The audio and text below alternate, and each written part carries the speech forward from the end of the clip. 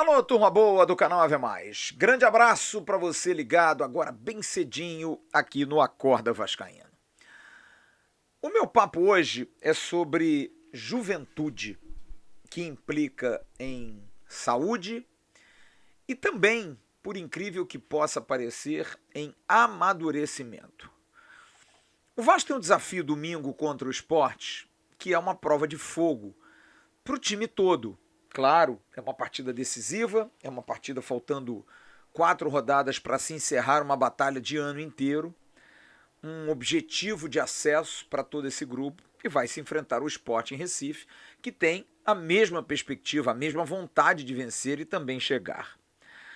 Então é um jogo que mexe muito com o emocional e o emocional também mexe com o físico. O desgaste físico às vezes vem muito da cabeça. Quantas vezes você não tem aquele sono avassalador, muito mais por conta de tanto que você trabalhou sentado, mas fazendo suas planilhas, ou então fazendo algo que tenha mexido muito mais com o seu intelecto do que com as suas valências musculares. Mas de qualquer maneira, tá ali. O seu cérebro funcionou muito e isso despendeu energia e por isso você se cansa. Mesma coisa se você tivesse corrido muito. Imagina para o atleta que precisa usar o físico e usar a cabeça. São duas coisas interligadas. Se você não tiver com a cabeça boa, o físico não vai. E se você não tiver com o físico bom, o cérebro dá a ordem, mas a coisa não acontece. Por isso, o atleta de futebol profissional é submetido a uma carga absurda de trabalho, de estresse, enfim, de todo tipo de pressão necessária para o alto rendimento. O alto rendimento passa por muita pressão. Ninguém que tenha alto rendimento joga, por exemplo, sem dor. É muito raro um atleta jogar sem uma dorzinha, seja no tornozelo, num tendão, seja, enfim, num músculo. Tudo tem dor. E tem a pressão de, mesmo tendo essa dor, de ter que superá-la para conseguir o seu tento, para conseguir o seu objetivo final. Então, a pressão é muito forte e nesse ponto, é claro que a experiência é importante, porque a experiência te dá a condição de saber dosar, te dá a condição de buscar os atalhos. Mas a juventude, se uma juventude amadurecida, você consegue sobrepujar isso tudo tendo força mental, e o esporte é muita força mental, e condição física de superar o seu adversário. Não é fácil, não são todos que conseguem atingir esse limite. Esses meninos do Vasco, que jogam hoje no profissional, e ontem eu vi a entrevista dada pelo Igor Guerra ao Emerson Rocha, o técnico do Sub-20, e acho muito legal que, desprovido totalmente de vaidades, o Igor Guerra fique feliz pelo sucesso de todos. Porque, bem ou mal, é o seu trabalho também que está ali, é o seu dedo que está ali. Mas ele sabe que esses meninos, quando aceitam o desafio de jogar num grande clube como o Vasco, vem um combo. O combo da preocupação, vem o combo do estresse pelos resultados, vem o combo da vida. Porque é aí que eu quero deixar a minha opinião, porque esses meninos, desde cedo, são os esteios das próprias famílias. Eu sou de uma época mais antiga, todo mundo sabe isso aqui, em que o jogador de futebol jovem, é claro, era importante que ele desse resultado, mas ele não era o esteio da família. E por que não era? Porque não havia o dinheiro que se movimentava hoje. Hoje, um jogador jovem é o futuro de toda uma árvore familiar, de toda uma geração de familiares. Então, um jovem que desponte para o futebol, vamos dar força a ele, vamos alimentá-lo, vamos fazer o máximo que pudermos. Então, as histórias desses jovens se confundem com a necessidade, em qualquer ocasião, de dar aos pais a felicidade do retorno pelo tanto que investiram um pouco de dinheiro e muito de tempo. São pais que não têm grandes condições, mas ajudam na passagem, ajudam na gasolina, vão a treino, acordam o menino cedo, dão um incentivo para que ele vá, que ele não desista. É um caminho muito difícil, mas em épocas passadas a pressão não era tão grande. A preocupação era queimar um jogador cedo. Hoje em dia, o jogador cada dia mais cedo entra em campo. E não se fala tanto em queimar. Na verdade, fala-se em dar oportunidades, oportunizar, que é o português usado hoje pelo futebol. Dar oportunidades para que esses meninos possam jogar. E a grande maioria deles leva isso de uma maneira muito pressionado, porque precisam dar resultado, precisam. Eu estava vendo uma entrevista do Thales Magno ao GE e foi perguntado a ele sobre a questão do plano de carreira dele, se ele de alguma forma pensou, quando recebeu uma proposta dos Estados Unidos, que ele poderia estar abreviando a chance dele de ir para a seleção e a chance dele também de jogar na Europa, apesar de que está indo e foi para o Grupo City, e dali do New York City fosse para o Manchester City. Seria uma contramão, porque geralmente o Manchester City usa o jogador e manda para o New York City, que é meio como se fosse um depositário de jogadores mais veteranos. Dificilmente usa isso. E o Thales respondeu que teve uma definição junto com a família dele, com os empresários, todo mundo sentou, todo mundo conversou, porque na verdade é uma decisão que ele tem que tomar, mas muito mais a um conglomerado de pessoas. Por quê? Porque dele essas pessoas dependem. Então a pressão em cima desse guri, imagina o Thales quando se machuca no Vasco, no início da pandemia, que ele teve um problema ali no Carnaval. Como é que faz?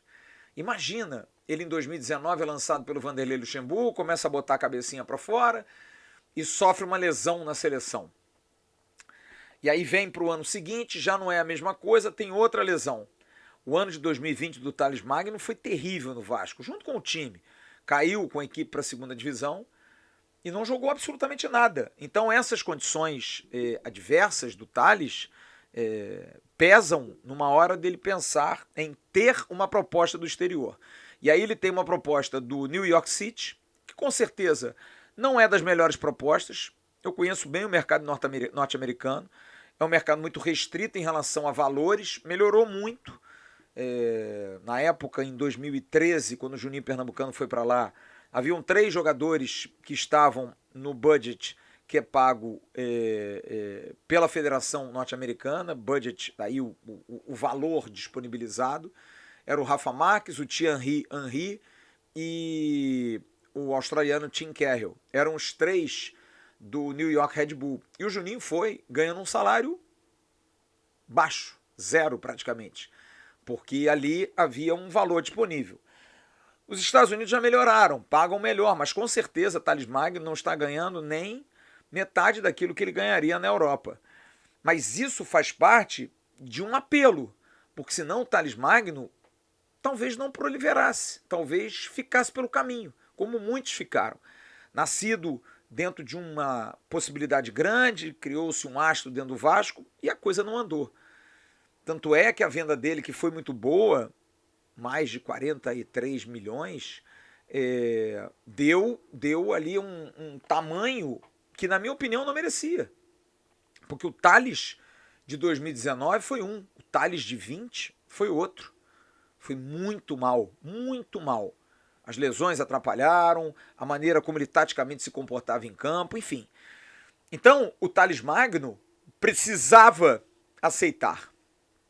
Era uma jogada de xadrez, porque ele hoje diz que pensa em seleção, pensa em Europa.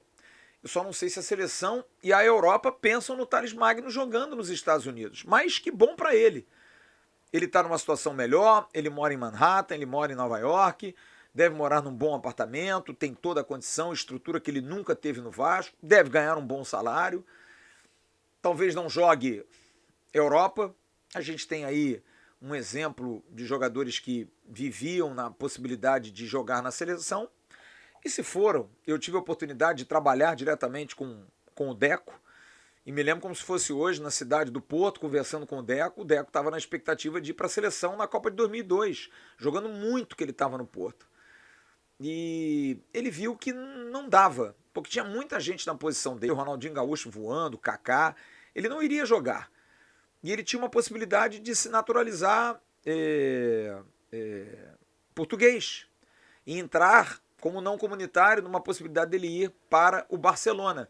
Se ele fosse como brasileiro, ele não poderia ir, porque o Barcelona já tinha uma cota de estrangeiros.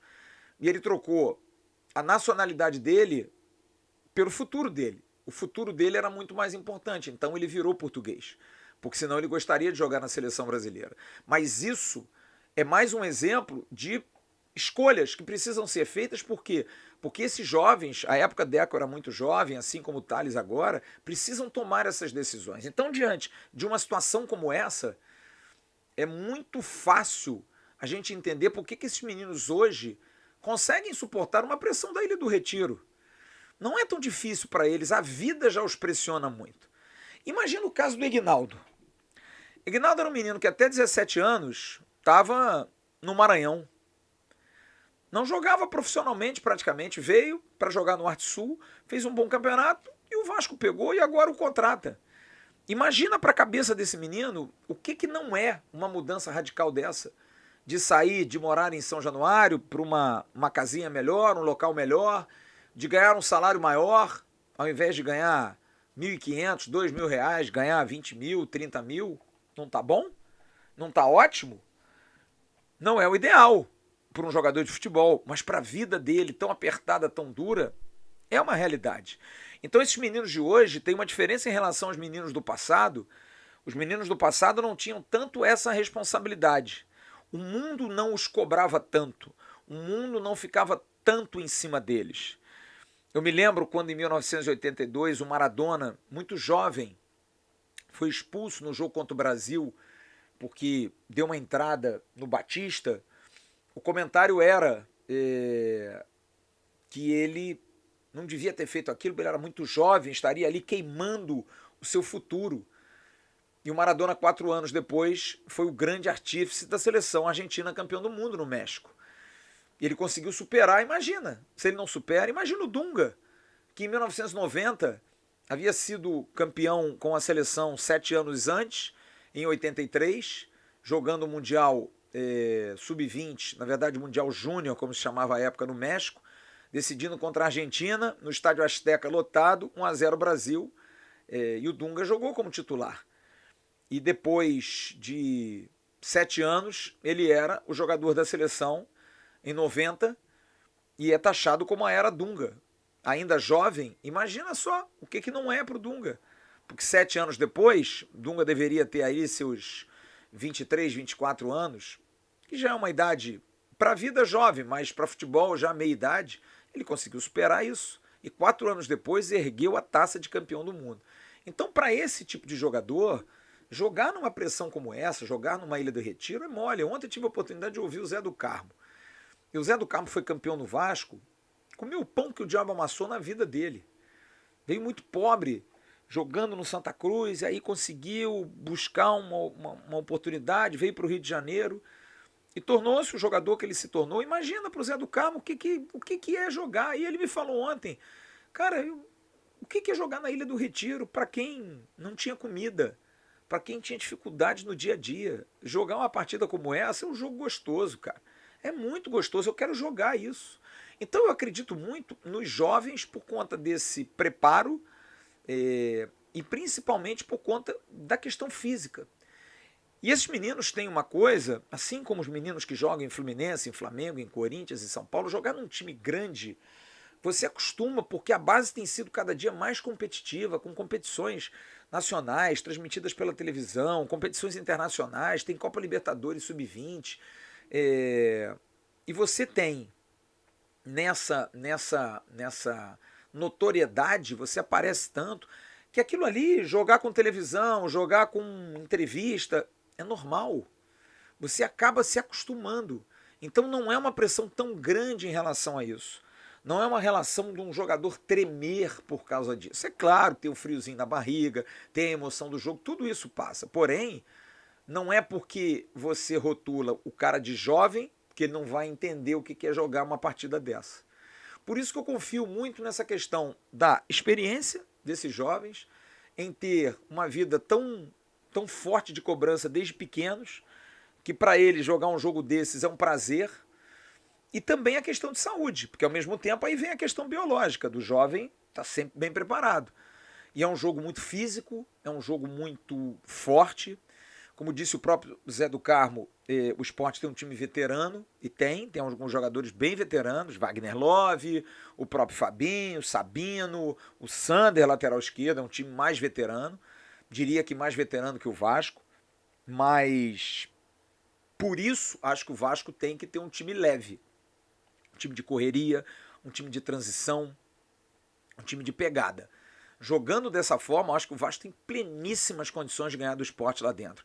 Suportar a pressão, eu acho que não tem grandes problemas, não. Volto a dizer, eu confio na cabeça desses jovens, confio plenamente. Claro que eles podem falhar, como falham. A gente critica muito o Figueiredo, a gente critica de vez em quando o próprio Andrei, a gente critica outros jovens que jogavam, o Riquelme quando jogava da mesma forma, porque tem a instabilidade da adaptação ao jogo. Agora, ficar com medo, eu não creio nisso. Esses meninos a cada dia estão sendo mais testados, estão entrando na vida a cada dia mais cedo. Então, a minha concepção desse jogo de domingo é um jogo muito mais de saúde, um jogo de pressão, mas uma pressão que pode se transformar em gás, em emoção. Acho que em cima disso o Vasco deve tirar seu proveito, confiando nesses jovens, botando nesses jovens finalmente aí um carimbo. Olha aqui, a gente está desde 2018 só apanhando, só passando perrengue. Já veio a geração Bruno Gomes, já veio a geração Andrei, já veio a geração Miranda, já veio, enfim, outras gerações, o Natan que está no Santos, já veio até a geração Matheus Vital, que em 2017 jogou naquele time que foi para a Libertadores, a própria geração Paulinho, a própria geração Paulo Vitor, e o Vasco o máximo que conseguiu foi chegar à Libertadores em 2018, pela campanha de 17. Será que não é agora o momento de romper essas amarras? De mostrar que, ó, a gente está aqui para formar time, até pela certeza que todos têm de estarem no ano que vem, porque Ignaldo, Figueiredo, Peck, Marlon, Andrei, todos estarão no início do ano. Andrei talvez saia, mas para recomeçar nessa reformulação que vai acontecer, todos esses jogadores vão estar.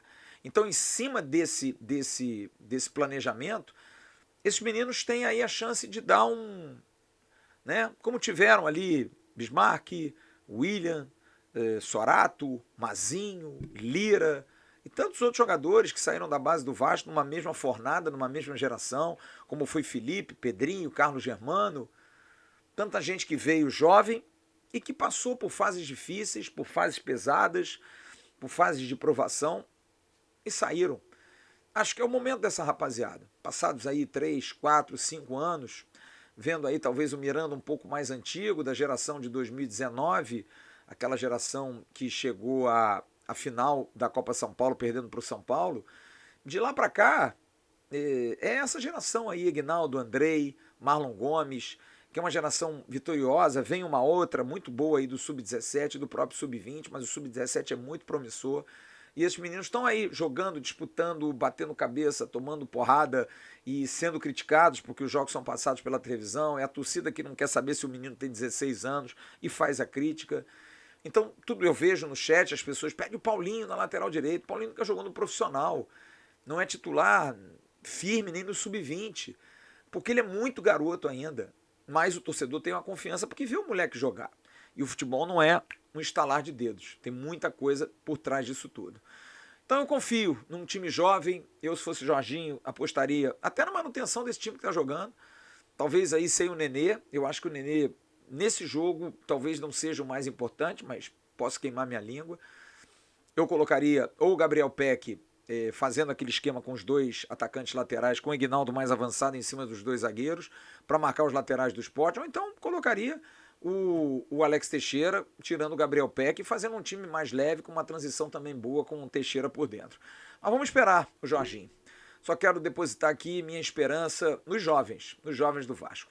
Está na hora dessa gente bronzeada mostrar seu valor, mostrar a sua cara, como diria a música, mostrar ao que veio, fazer o torcedor do Vasco, como acreditou em tantas gerações passadas, passar a acreditar na geração de vocês.